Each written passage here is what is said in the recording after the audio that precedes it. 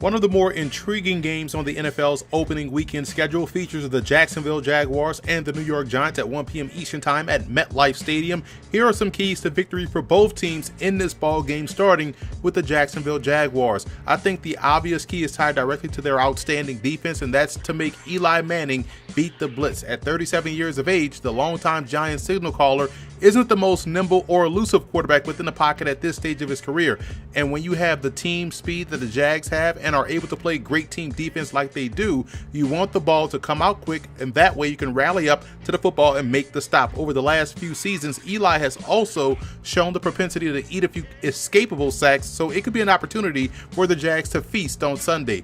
On offense, attacking the perimeter defense of the Giants in the running game could be a good opportunity for Fournette to get rolling. The strength of the Giants' run defense is along the defensive interior with their new 3-4. You want to turn those outside edge rushers into run defenders, and while putting a lot of pressure on the alley defenders to make plays consistently in space. And if the Jags are going to have success running the football in this ball game, it'll have to come on the edge. And if they're going to have sustained success in the passing game, I think it'll have to be with their tight ends, in my opinion. They have two good options in Austin Seferian-Jenkins and James O'Shaughnessy. Both guys are solid route runners and good athletes, two attributes at the position that have given the Giants defense some problems all preseason long. This could be an opportunity to get Blake Bortles in the groove early against that Giants defense.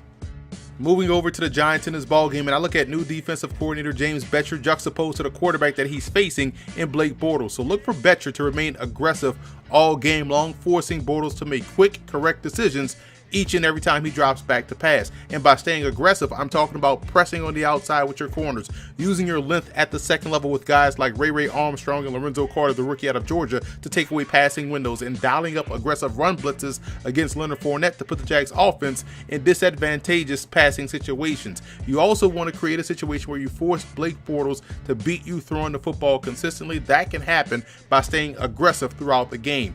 Looking at the offensive side of the ball, and rookie running back Saquon Barkley makes his regular season debut as he has a tough task ahead, going up against arguably the best defense in football. For him and the Giants to have success running the ball against the Jags defense, it'll have to be because of scheme. And by that I mean they'll have to spread the field to run the football.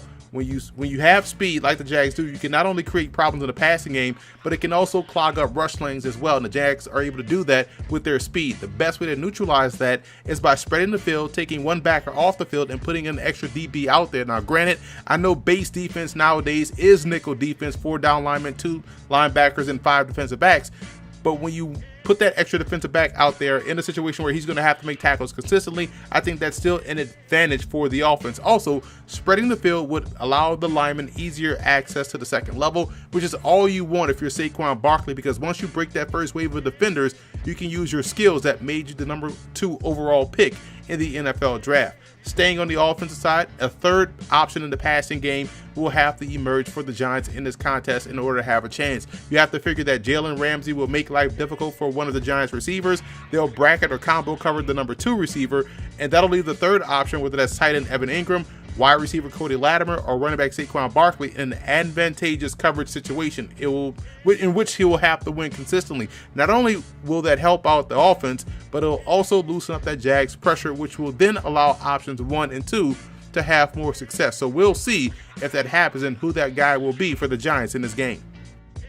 If you play fantasy football and want my fantasy football analysis, be sure to follow my work on The Athletic by going to the website theathletic.com/fantasy, or following on Twitter at TheAthleticFF. And if you're interested in putting a couple shekels on a game, let Gene Clemens, Chris James, and myself give you some top-notch advice on Football Gameplan's podcast, Best Bets. You can find that on SoundCloud at soundcloud.com/FBGP podcast, or on iTunes by searching Football Game Plan Podcast. I like the Giants in this matchup. One of the more underrated elements about this version of the Giants team will be their defensive front seven. I think that'll be the story coming from this ball game, how well they were able to defend that Jags offense. We know the Jags defense is great, but I don't foresee their offense having as much success this week with Blake Bortles being the culprit. So look for a 17-13 type of a ball game with the Giants coming away victorious.